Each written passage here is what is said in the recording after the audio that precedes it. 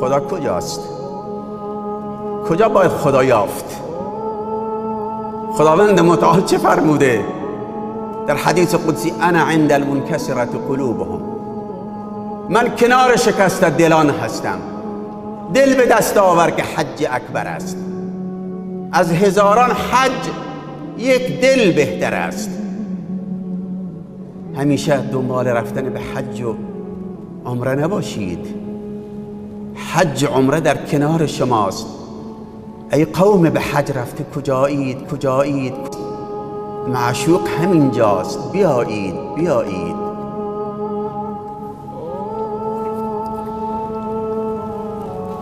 دلها را به دست آوریم، شکست دلان را دریابیم. خدا اونجاست.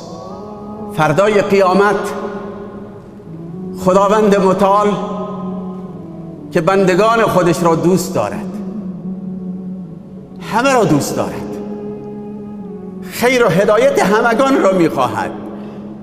پیامبرش هم همچنین. حریص علیکم بالمؤمنین رؤوف الرحیم، عزیز علیه ما عنتم حریص علیکم بالمؤمنین رؤوف الرحیم. فردای قیامت خداوند متعال از ما میپرسه، میفرماید مرضت فلم تعودنی، من بیمار شدم تو به عیادت من نیامدی؟ آدمی میگد خدایا تو بیمار شدی، من به عیادت تو بیام؟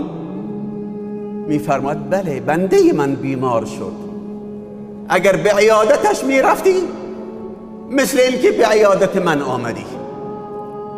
استطعمتک فلم تطعمنی، من از تو طعام خواستم، خواهش کردم، تو توجه نکردی. میگوید من به تو طعام بدهم، خزائن ارض و سماوات در دست توست، تو مالک الملکی. میفرماد بنده من، بنده گرسنه شکم برهنه تن به تو مراجعه کرد، دست خیرت کوتاه بود، دست درازی نداشتی به او. اگر دست دراز میکردی مثل این که در حق من دست دراز کردی. چون بنده من هست، من او را دوست دارم. خدا ما را دوست داره، ولی ما همدیگر را دوست نداریم. ما نسبت به همدیگر جفا و جور داریم. و هل الدین الا الحب، دین مگر چیزی جز محبت هست؟ والذی نفسی بیده لا تدخلوا الجنة حتی تؤمنوا ولا تؤمنوا حتی تحابوا. پیامبر میفرماید کلید بهشت دو چیزه: ایمان و محبت همدیگر داشتن. ایمان به خدا پایه و اساس کارهای نیکه، جهت دهنده کارهای خیره. اون چیزی که این انسان را راغب و تشویق به کارهای نیک و پسندیده میکنه ایمان به خدا و ایمان به روز جزاست. ایمان به اون روزی که خداوند متعال به انسانها بر حسب اعمالشان نمره و درجه و منزلت میدهد. قیامت که بازار مینون هم، بازار بهشت، منازل به اعمال نیکو دهند. اونجا نمره به حسب اعمال به ما میدهند. ما در این بعد عزیزان، بعد انسانی دین، خیلی غفلت و کوتاهی داریم. ولی ماهی هر وقت از آب گرفته شود تازه است.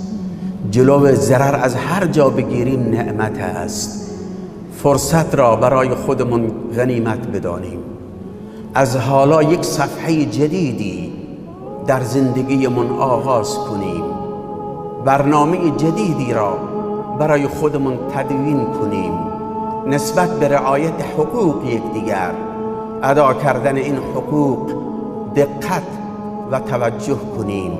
از همکنون ما می توانیم با تجدید عهد و پیمانمون با خداوند متعال انسانی موفق، انسانی سرفراز، انسانی آبرومند باشیم. و ما ذلك علی الله بعزیز.